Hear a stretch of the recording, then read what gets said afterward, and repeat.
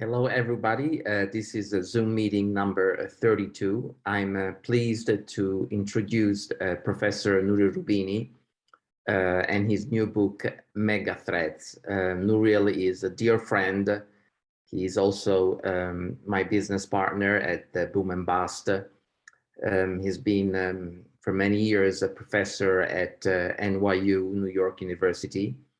He's a famous economist, a policymaker, used to work with Larry Summers and Bill Clinton at the White House, a writer, visionary, and also a very creative person. I love this title, Megathreats. There should be a movie following his book. Let's welcome Professor Nouriel Roubini. David, thank you everyone for joining us today. I'll speak maybe for a bit half an hour and then open it to a Q&A. As David said, I just published last week in the US and the UK my new book, Megathreats, 10 Dangerous Trends that Imperil Our Future and How to Survive Them. Even if you don't live in the US or North America or in the UK, you can still order via Amazon the book. The book is going to be translated and published in probably more than 20 countries by early next year, from France, Germany, Italy, and other parts of the world as well. I wrote about this book because usually as an economist, I believe in comparative advantage. And usually I write about economic, monetary, financial risks. Today, we're facing the world, in addition to the traditional and non-traditional economic, financial, monetary risk, many other threats.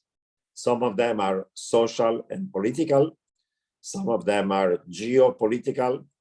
Some of them are environmental, having to do with global climate change. Some of them have to do with pandemics and health risks. Some of them have to do with technological risk, the impact of AI, machine learning, robotic automation, on the future of jobs and income. There is also trade risk, as we have a backlash against hyperglobalization. And of course, we have to worry today about inflation, recession, and therefore stagflation, excessive amounts of official debt, private and public, leading to the risk of a mother of all debt crisis, and implicit debt deriving from aging of population in advanced economy and emerging market. We have boom and bust of financial cycle, boom bubbles leading to crash and bust that interacts with the real economy. And the point is that these 10 threats are interconnected with each other. It's like a 10 by 10 matrix. Each one of them affects the other one and vice versa. So while there are books written, of course, about climate change, about pandemic, about AI, I take an holistic approach, one in which I try to understand the interaction between all these threats. These threats put at risk not only our own economic future for the global economy, our jobs, our income, our savings, our wealth, but some of them endanger even our future as the planet, climate change or pandemics, even in the case of risk of war between great nations, risk of a nuclear winter. These are severe things. These are not regular threats. That's why I call them mega threats. Now, the reason why I wrote this book is that unlike many of you, I'm slightly older. I'm 64 years old right now. I have a graying hair. And I grew up between the late 1950s and the early 80s, between the Middle East and Europe, in Italy. And during that period, I remember I did not have to worry about these mega threats, because those mega threats in the period between, say, after World War II and until the mid-80s, they were not even registering on the radar screen of things that people worry about. For example, one, I did not really worry at all growing up about the risk of a nuclear war between great powers, because after the detente between the Soviet Union and the United States in the early 70s, and after the opening of Nixon to China, the risk of a war between US and China or US and Russia or Soviet Union was close to zero. Yeah, there were conflicts, there were proxy wars between US and the Soviet Union, Afghanistan, Angola, Mozambique, but there was no US soldier killed by a Russian or vice versa. At that time, point number two, I never heard about the term global climate change. Didn't even register because it was not yet a major issue. Yeah, there was the Club of Rome worrying about the limits to growth, that we're going to run out of resources as we're growing in terms of population. But then again, first of all, they were wrong. Secondly, that was more of a Malthusian argument of limits of growth, was not an environmental argument. During those decades, I never heard the term global pandemics, because the last one had been in 1918, the Spanish flu. And until the early 80s, when we started hearing about HIV, AIDS, and then SARS and MERS, again, never even heard the terms. I never heard about the risk of AI, robots, destroying jobs, because we're in the middle of what people call the AI winter. There was AI, but that research was not going anywhere, was certainly not affecting jobs. I never heard the term deglobalization, because there was trade liberalization. First the GATT agreement, then the WTO, and that trade liberalization, trading goods, in services, movement of capital, labor, investment, data, technology, information, was leading to a swing towards hyper globalization. And that hyper globalization became hyper with China, India, and the former Soviet Union joining the global economy. I never heard about debt crisis, because the ratio of debt, private and public, as a share of GDP was low and growth was strong. So at least in advanced economies, debt crisis, what's that? I never heard about the concept of implicit debt, unfunded liability coming from pay-as-you-go social security or healthcare system, because there was not yet major aging. The number of young workers was rising, and there was a growing labor force, and there was also migration from emerging markets into US and Europe, increasing further the labor supply. So implicit debt, never heard of it. I never heard about major recessions, because economic cycles were mild, apart from the 70s, when we had, of course, two stagflationary shocks. And then after the 1982, we started seeing the great moderation, inflation at 2% or below, stable growth, and moving asset prices. At that time, financial cycles were modest, and there was no major financial crisis in advanced economies or even in emerging markets. The emerging market crisis started in 1982, when because of high interest rates in the US, we had the default by Argentina, Brazil, Mexico, and other Latin countries that borrowed too much in the 70s. But until 1982, debt crisis, boom, bubble, bust, and crash. Really, the last time around there was a major financial crash was 1929, of course, and the Great Depression. And finally, number 10, at that time, I lived in liberal democracy, whether I was in Italy or Europe or in Japan or in Canada, Australia, New Zealand, and of course, the United States. So liberal democracy was stable. Yes, it was center-right, center-left, they were fighting each other, but you did not have that degree of polarization and of lack of bipartisanship that you see today. And populist regimes and authoritarian regimes were only in very poor countries. Of course, you have the Soviet Union, you have Russia, and other countries. Many poor countries had non-democratic regimes, but they were not a major threat. Liberal democracy was still rising, strong, robust, rule of law, democracy, rights of minority, and so on and so on. Now you fast forward to the last 20 years, I would say, since the beginning of this century. And what are the things that you have to worry about now, today? The book is about the world in the next 10 to 20 years, but each one of these 10 mega threats that they discuss in the book is materializing today. I could give you for each one of these mega threats 10 examples of how these things are happening today, as opposed to just in the near future or the farther future. Risk number one, mega threat number one today. There is today risk of war between nuclear powers, and there is a risk of global war among great powers. Literally, people are starting to worry about the risk of World War III. It could happen in Russia, Ukraine, as that conflict could escalate soon enough to being unconventional if the Russians are going to use tactical nuclear weapon against Ukrainian forces. And it could also then involve US and NATO as that action occurs. This is a material risk. I don't know whether it's a 20 or 30 or 40 or 50% probability, but people I talk to in Washington, around the world, say it's at least 30%, maybe closer to 50. We have the risk that Israel is going to strike Iran, leading to another major oil shock because Iran is going nuclear. And the Cold War between US and China is getting colder by the day. The decision of the United States this past month of essentially banning the export of all semiconductors to China for either military use or civilian in AI, machine learning, and quantum computing, and also not just the equipment, but the people and the equipment producing the semiconductors. This is the declaration of economic and technological war. Before World War II, before Pearl Harbor, US cut off Japan from US exports of oil and scrap metal. Scrap metal. That triggered Japan going to war and doing Pearl Harbor.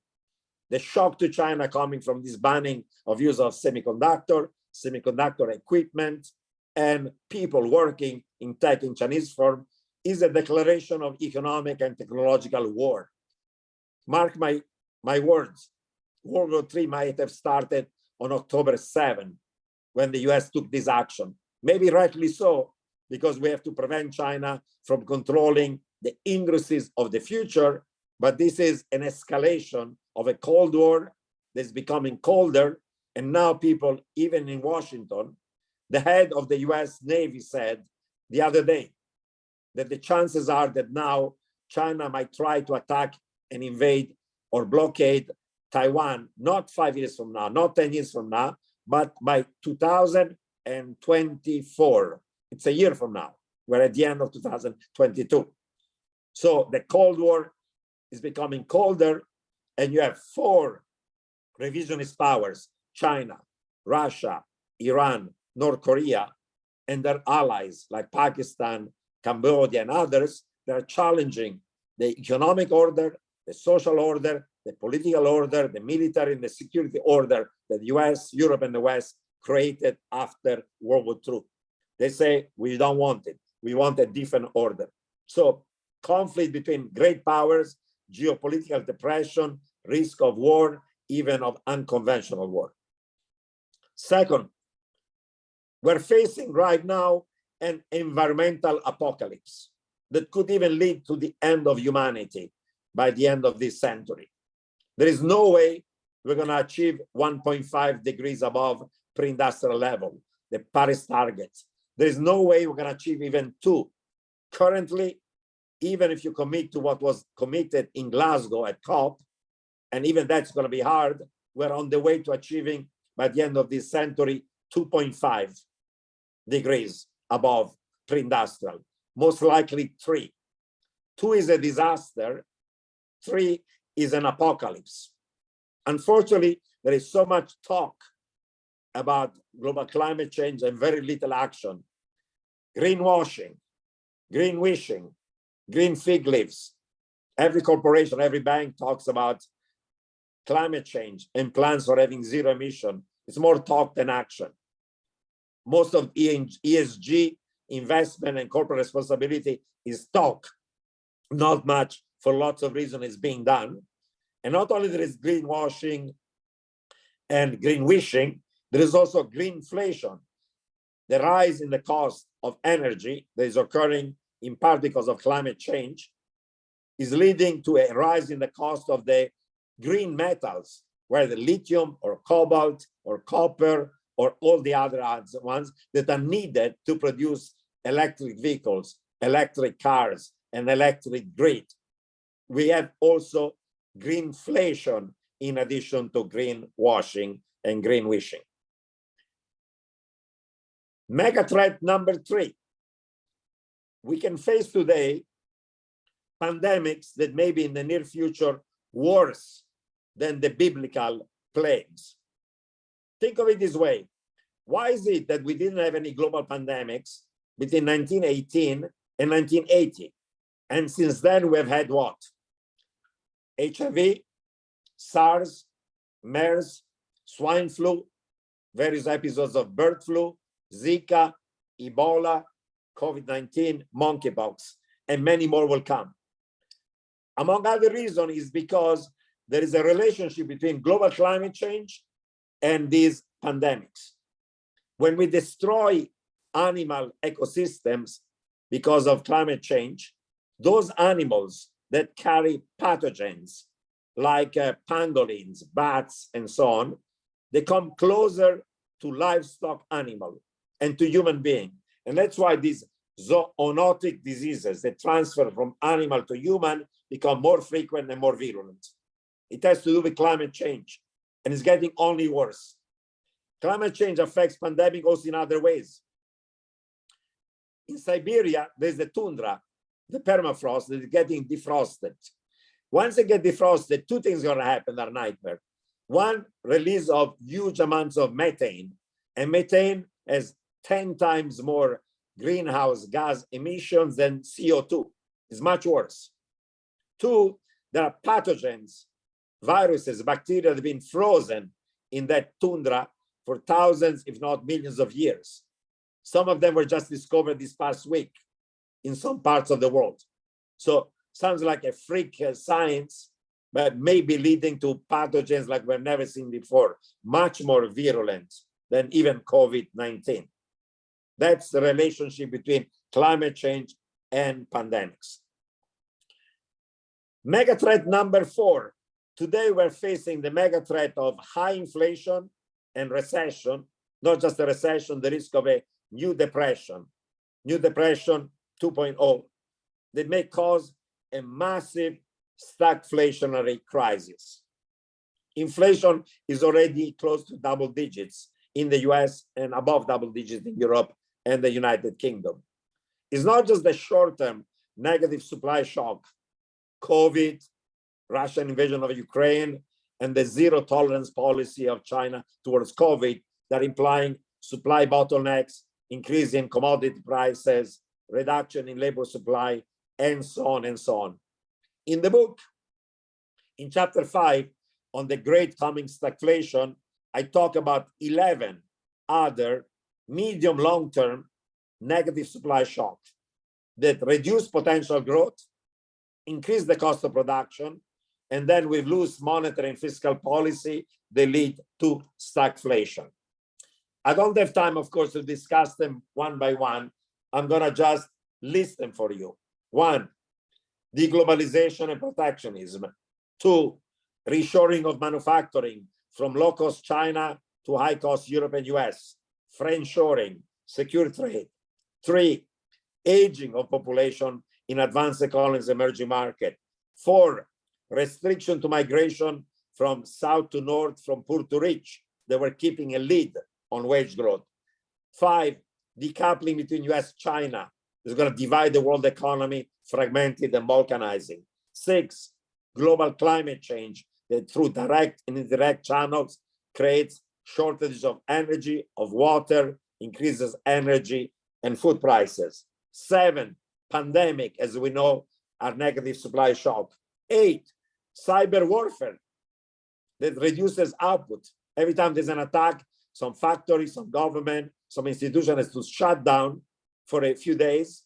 And then if they have to protect themselves, they have to spend a fortune to protect themselves from cyber warfare. 9, a bigger geopolitical depression, where, as I pointed out, the West is facing increasingly a Cold War. They become hotter with revisionist power.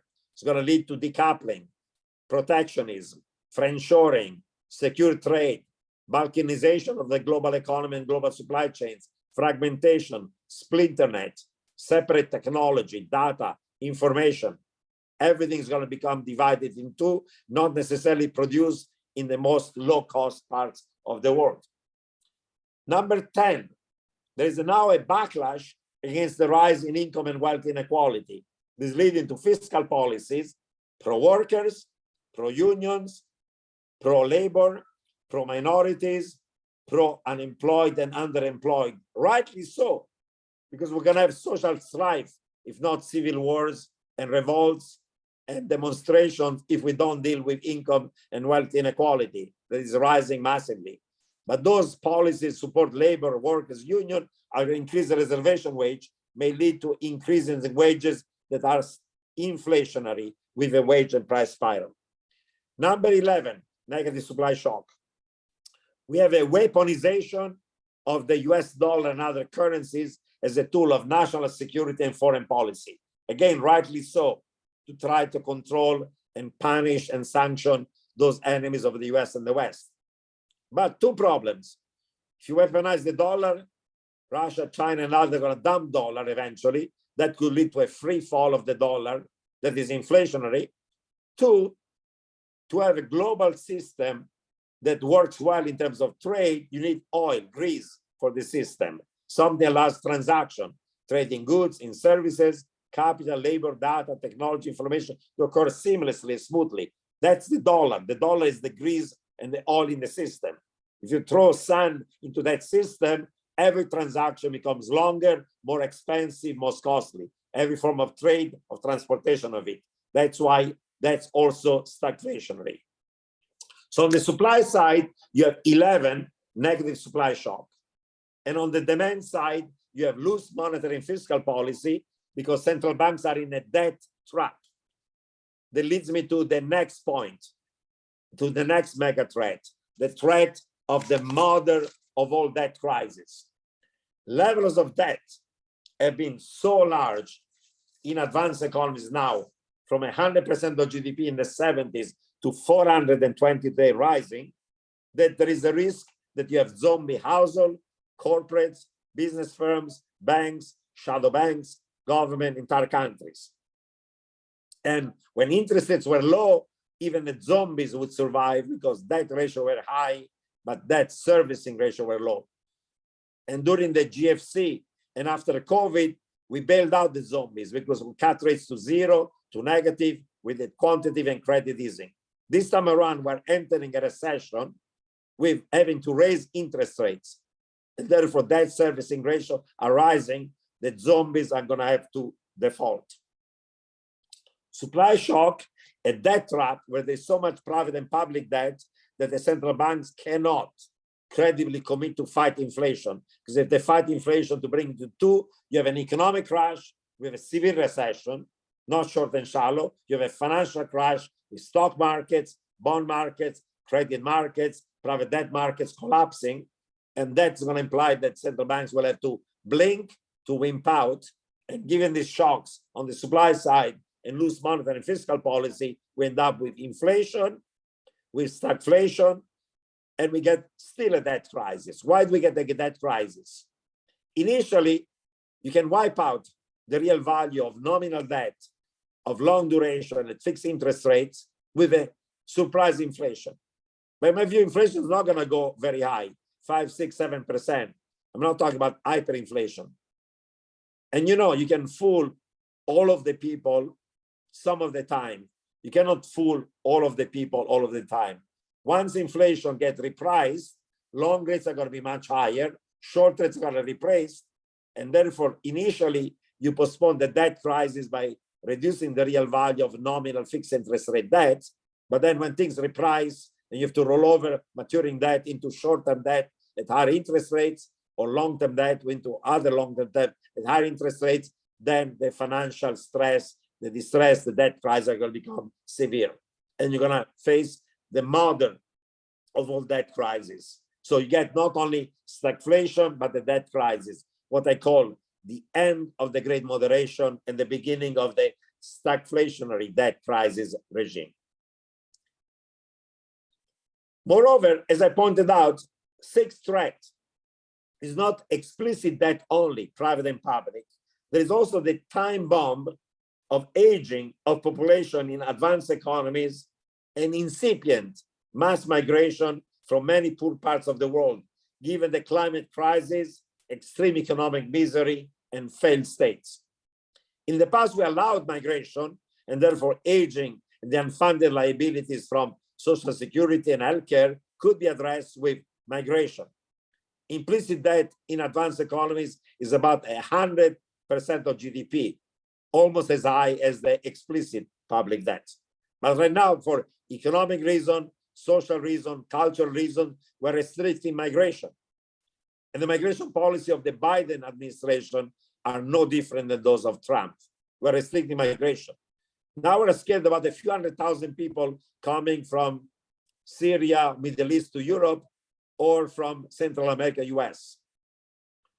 In the next 10 to 20 years, we'll have dozens of millions, hundreds of millions of potential climate refugees. There are scenarios in which up to 2 to 3 billion people are not going to survive because of heat, floods, hurricanes, typhoon, wildfires, rising sea levels, droughts, desertification. They'll have to move. And where they're going to move or try to move? We're not going to have open gates in Europe, in North America, in other parts of the world. That's going to be a massive problem by itself. And we're not going to resolve these unfunded liabilities to migration because they're not going to be politically and socially and economically acceptable. Threat number 7, debasement of fiat currencies and financial meltdowns. As I said, the cycle of boom, bubble, bust, and crash are becoming more frequent, more severe, more damaging, more costly, economically and financially in advanced economies, in emerging markets, because we have financial innovation, poor regulation, and we have a wild west in everything that has to do with finance. We worry now about the debasement of fiat currencies, about the US losing its global reserve status for the dollar. There is that eventually the European Monetary Union is going to collapse in a domino effect. Yeah, traditional financial systems are unstable, but the future of money and finance is not crypto. These are not currencies, they're not even assets. In chapter 6, I discussed them, but there is risk of severe economic, monetary, and financial instability with more severe boom and bust cycles that cause economic and financial damage. Megathreat number 8, we are now having trade, financial, and tech wars among nations that are leading to massive deglobalization, protectionism, decoupling, balkanization of global supply chains, fragmentation of the global economy and global market. It's going to be a world at least divided in two, balkanized, with maybe regional trade, but not free global trade. It's because of economic reasons, of those left behind, of environmental concerns, labor concerns, but more importantly right now, geopolitical factors that are going to imply secure trade rather than free trade, reshoring and friend-shoring rather than offshoring. All of that is going to be costly. In the 30s, the trade war that occurred with the passage of the smooth holiday tariff were the trigger of the Great Depression. The Great Depression was much worse because of cycles of trade wars, financial wars, and technological wars. Final two issues, or final issue. We risk today the collapse of liberal democracies and the rise to power of radical, aggressive, militaristic, populist regimes of the extreme right and the extreme left. Think of it. Putin in Russia, Erdogan in Turkey, Orban in Hungary, Kaczynski in Poland, Meloni in Italy, the Swedish Democrats, who are essentially a neo-Nazi party now coming to power in Sweden, the election of Trump that could get re-elected, authoritarian plutocrat who pretends to be a populist, the Brexit decision, and the mess that is occurring in the UK. That on the right. On the left, in Latin America, the populists of the left were a couple, Argentina, Venezuela, basket cases. But look at the last 2 years. Winning of a populist of the left in Peru, in Chile, in Colombia. As of today, Lula won in Brazil. And if he had not been Lula, would have been a populist of the right. And soon enough, Ecuador could be there. And of course, Mexico under AMLO is populist of the left. So whether it's right or left, there's a backlash against liberal democracy. Why? Because the average person, blue collar, white collar, feels left behind.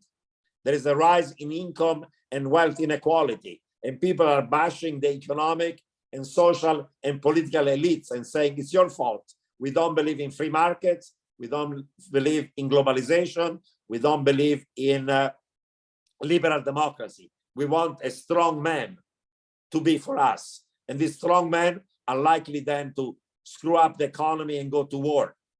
That's what Putin did. That's what Erdogan could do next year if he's at risk of losing election and could try to find a fight with Greece. Examples. And the biggest authoritarian of all, I don't know whether it's of the right or the left, is China, where after this party congress, Xi Jinping is not just anymore a president, is not just anymore a king, he's an emperor, a model of authoritarian state capitalism at home and militarily and foreign policy aggressive towards many other parts of Asia on foreign policy. The old motto of Deng Xiaoping, hide your strength, bide your time, is over, is out of the window. China is rising and flexing its muscle in foreign policy, in military policy, in security globally in the region, and geopolitically. That's happening right now. Final threat, AI, machine learning, robotic, automation will destroy most jobs and most labor income. They may even eventually make our species, Homo sapiens, eventually obsolete once we have singularity, superintelligence, AGI, and so on. This is not science fiction. Some of the top AI scientists worry about it. Even Elon Musk worries about it. Stephen Hawking said we should leave the Earth and go and colonize Mars, the greatest physicist of our time, Stephen Hawking, because he said the AI is not going to only take over the jobs, it's going to take over the human species. Initially was routine jobs, like blue-collar jobs that are automated. Then even cognitive jobs that are for white collars can be sliced into separate tasks. And each one of these tasks can be done by the machine. But in the last 2 or 3 years, because of GPT-3 and transformers, creative jobs, creating music, writing a script, speaking intelligent about science better than a human.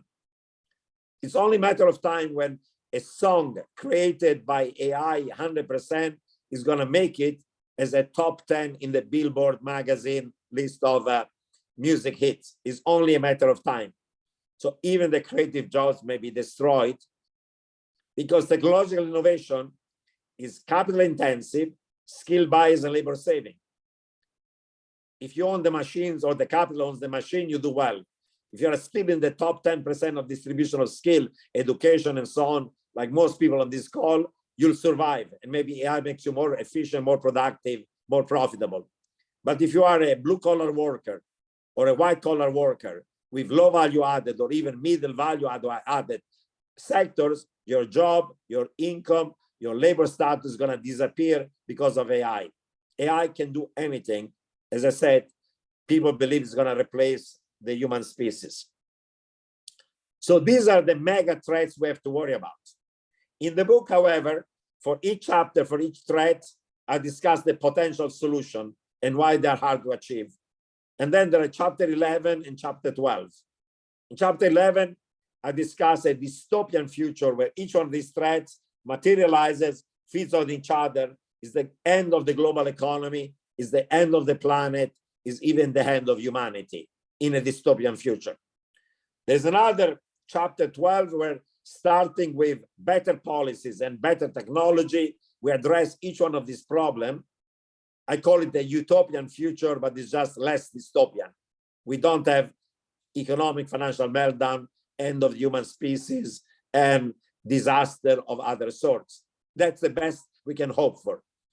The trouble, as I point out in the epilogue of the book, is that while we all want the chapter 12 scenario, the utopian rather than dystopian, from a normative point of view of what's desirable, from a positive point of view of what's more likely, as opposed to what's most desirable. In my view, the dystopian scenario is more likely to materialize than the utopian one, unless we start today. And my book is not about being doomish or apocalypse. I want to warn so we take action today. We've been kicking the can down the road for decades. We've been put our head under the sun like an oyster, not realizing the threats. Time to act is now, because if we wait longer, we're going to end up into not just doom, but apocalypse and catastrophe for humanity, for the planet, for the economy, for the financial markets. So my book is not about saying disaster will occur, but it's a call to arms to prevent and avoid disaster from occurring. Maybe I can stop here. I could say so much more, but maybe time to make space for some Q&A. Thank you. Nuria, thank you so much for the introduction of your book. I think that you're not being a pessimistic, you're being a realistic. A lot of think tanker of today's world have appreciated your book, and therefore, if you want to be best prepared for the worst, and at the same time you want to acknowledge that there are serious problems ahead of us. And I've summarized a few questions that we have received, and I sent them to you. I don't know if you can read them. They're going to be more questions. I cannot read them. If you want to maybe read for me some of them, and yes, let me know what I should start answering. That'll be useful. Okay, I mean, we go by order. The first one is, there will be a movie, and will you be in the movie? Megathreats.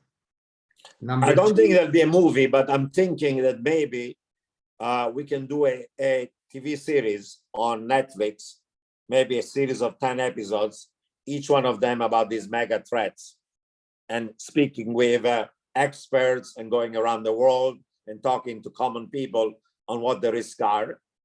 You know, there were 10 commandments, there were 10 plagues of Egypt.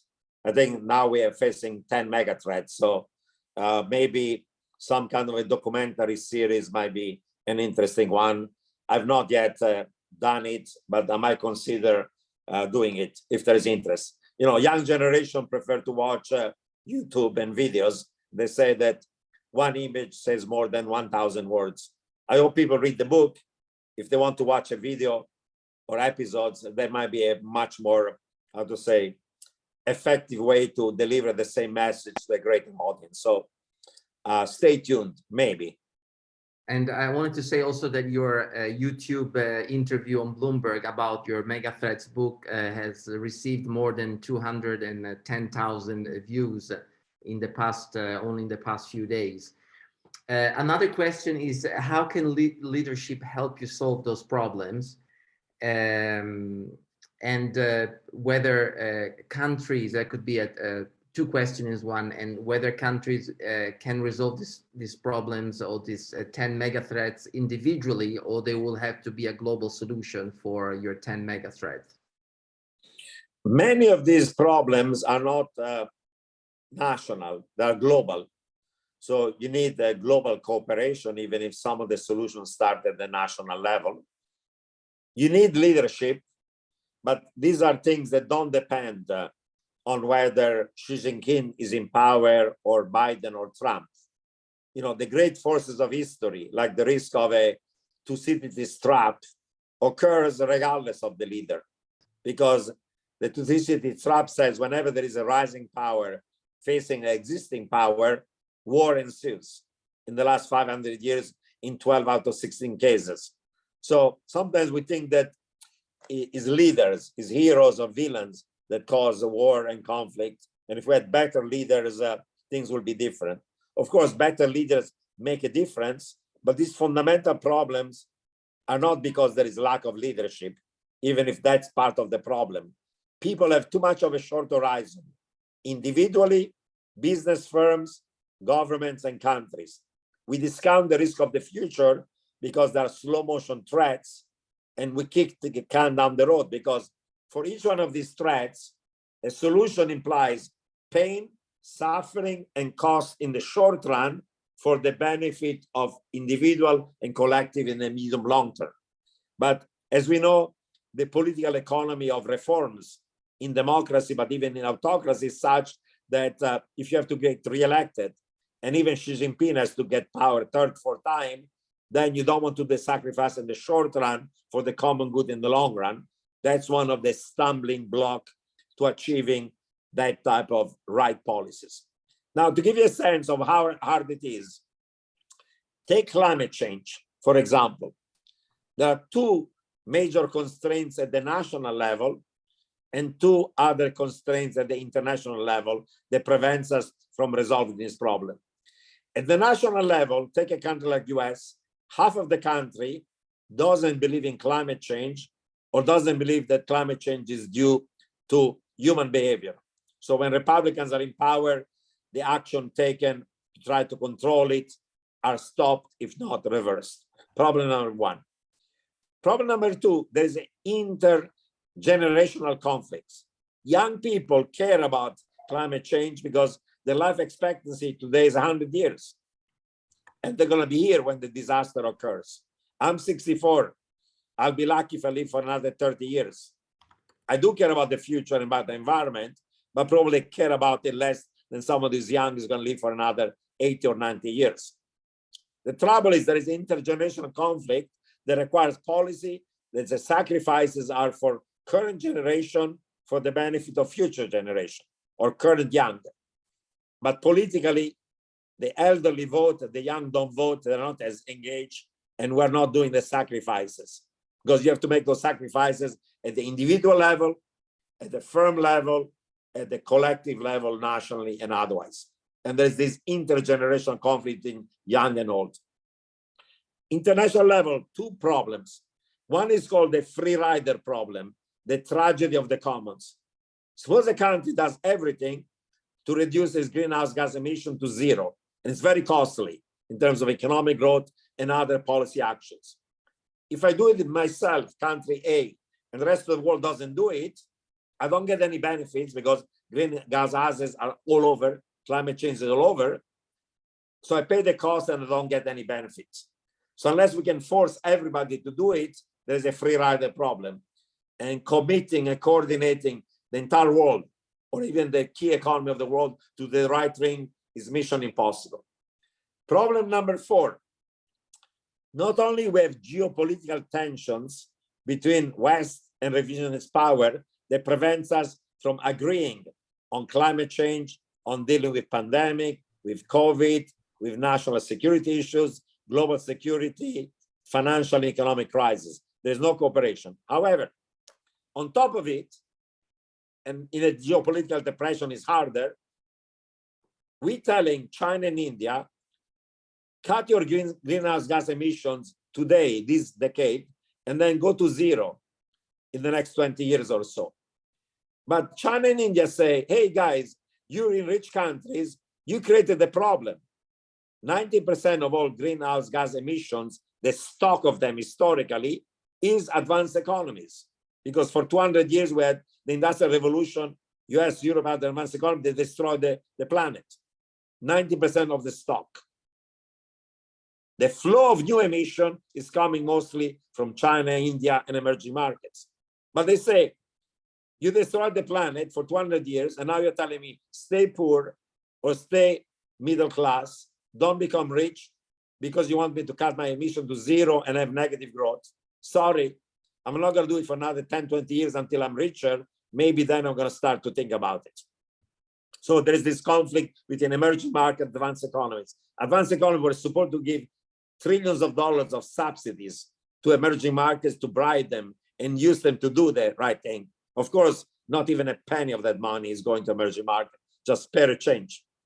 So you have at least two problems at the national level, two in the international level that prevent us from doing the right thing. Let alone that today, given current technologies, you cannot get mitigation net zero unless you have negative economic growth. You cannot get adaptation and controlling the damage unless you spend trillions of dollars. And the third solution, apart from mitigation and adaptation, that is geoengineering, looks like fake science. Let the planet go to +4 and then reflect with dust in the atmosphere, the sunlight, so that we don't get dying like in an oven. It's really fake science so far. So we don't even have the technology currently to resolve this problem, let alone the domestic or international cooperation and political will to do the right thing. Those are the things that implies to me that we are on a slow motion train wreck. Nouriel, on the debt crisis, mega threat, I've seen several of your interviews on Bloomberg, and you are positive, saying that it's not a banking crisis what we will face, but is a shadow banking crisis.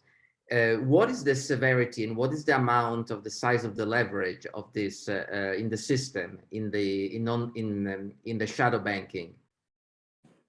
Well, the global financial crisis was a crisis of household mortgage debt and the banks that lend them, that had the high debts. Today is less so regulated banks, and household is more business firm, corporate sector, highly leveraged, high yield, high grade, fallen angels, CLOs, leverage loans, private debt, lots of COV light and other ways of borrowing that are very risky. And rather than the traditional banks, the shadow banks, hedge funds, private equity firms, and other non-bank financial institutions that are more likely regulated to lend to these corporates and so on. And on top of the corporates and the shadow banks is now sovereigns, the governments. Many governments in advanced economies and emerging markets are also near insolvency. But it doesn't matter whether the problem is household or corporate. When you have housing bust or corporate bust, those who lend to the household and corporate go bust, say financial institutions, and then the government is to bail them out. And you bail them out, then you create implicit or explicit debt of the government. So a corporate debt crisis or a household debt crisis morphs into a banking financial sector crisis, and a financial sector crisis morphs in a sovereign debt crisis. That's what happened in Europe. Bust of housing, leading to the bust of the banks, leading to the bust of the governments, like in Greece, or what almost happened in Ireland, the doom loop within the banks and the sovereign, for example. So everything is interconnected. Okay, so but are you saying that the leverage of the leverage ratio of the shadow banking is already unsustainable? It's the biggest bubble that we're having now. And just 1 second. I'm saying that there is leverage everywhere in the system. You have to look at each sector by country by country. The ratio overall is 420, but during the GFC was mostly banks. Now these banks are regulated with more capital, liquidity, franc dot, whatever not, but most of the lending now has been through regulatory arbitrage going to shadow banks. But shadow banks are themselves borrowing from the banks, and households are not out of the woods. If there is a severe recession, half of the US households live from paycheck to paycheck, and half of US households have less than $400 of liquid cash to deal with an emergency. So people say corporates and shadow banks are in trouble, and maybe governments, households and banks are fine. Not true. Households have mortgage debt, auto loans, personal debt, credit cards, shark loans, you name it. And half of US households have fragile income, and they're going to lose their income if there is a recession, unemployment, or a squeeze on income. They don't have many assets. Their only asset is homes whose price is going to fall, and their debt, mortgages, credit card, student loans, auto loans, personal loans, shark loans. The interest rate is rising like crazy right now. So the weakest part of the household sector is going to go bust. The weakest half of the corporate sector is going to go half. Of course, if you are high grade with lots of profit and liquidity, if you're Amazon, if you're Google, if you're big tech, you're going to do fine. But if you are some of the venture-backed growth firms or tech firms or highly leveraged high-yield firms or fallen angels that were highly leveraged and they went from investment grade to below investment grade, and we're speaking about trillions of dollars of money that is in fallen angels, in high yield, in leverage loans, in CLOs and private debt, mostly financed by shadow banks. Those guys, spreads are already through the roof. CLO market is shutting down, leverage loan market is shutting down, high yield spreads at 600, and we're not even in a recession. It's going to go above 1,000. Those guys are going to go bankrupt. Last time around, we could bail them out directly, indirectly. Zero rates, negative rates, quantitative easing, credit easing, buying even high yield debt by the government in US, in Europe, in the US. That part is over. We don't have the fiscal resources, and with rising inflation, we have to tighten monetary policy, not easy into that recession, into that financial crisis. That's why this is going to be the mother of all stagflationary debt crisis. Mark my words. Another question, Nouriel, is 5 minutes at noon. I'll have to leave. I know. Apologies. That's why I'm pressing on more answers. Among the 10 mega threats, which one you think should be the one that globally all the government should deal with first? Well, in the short run, there are two of them. One is stagflation and the risk of a severe stagflation and of a financial crisis. The second one is the Russia-Ukraine war that could become unconventional in the next 3 months and involve even NATO. I would say those are the hot spots. Absolutely. And on one hand, they are also interconnected because stagflation. Yeah. Okay. So yeah, of course, if the conflict escalates, oil and energy prices are going to increase even more. Now, even the agreement on food exports from Ukraine has been shut down. Food prices will spike, industrial metal, and therefore inflation and stagflation are going to get worse. Absolutely, if that conflict escalates, let alone the geopolitical consequences of, suppose that Russia uses a tactical nuclear weapon to stop the advance of the Ukrainian forces in Kherson. Think about the day where the nuclear bomb is used against real targets, first time since Hiroshima and Nagasaki ever. How much do you think the stock market in the US is going to fall? 10%, 15%? You tell me. We have a nuclear tactical weapon used to kill thousands of troops in Ukraine, and the conflict can escalate to involve NATO and become unconventional. What happens to the stock market? You're the experts. Well, that day, global markets go down. I tell you, that day, global markets go down by 15% that day. No, it will be not just going down. It will be a gap down, and obviously 15% in a day. Yeah, but the market will the future, the S&P will stop trading because they will suspend. They will probably suspend the S&P after the first gap down, and probably we will go suspension from suspension from suspension. Every market is going to suspend it. Yes. Yeah. Every equity markets, credit markets, God knows what's going to happen to bond yields. So I think that at one point, I mean, this is my belief, at one point, this war has to come to an end. I mean, a good end, because the consequences to continue this war could be worse than just peace. Although a lot of people saying, oh, that peace, Ukrainians should not accept peace until they get back their territory. But if we risk humanity for this war, maybe we should... the US and Russia and China should and Ukraine should sit at the table and well, we stumbled into World War I, right? We stumbled like something should have been avoided was not avoided, literally, because people were blind about the consequence of what they're doing. So we hope that there is some solution that is not an escalation of this war. But I would say that the likelihood of a ceasefire right now seems to be low.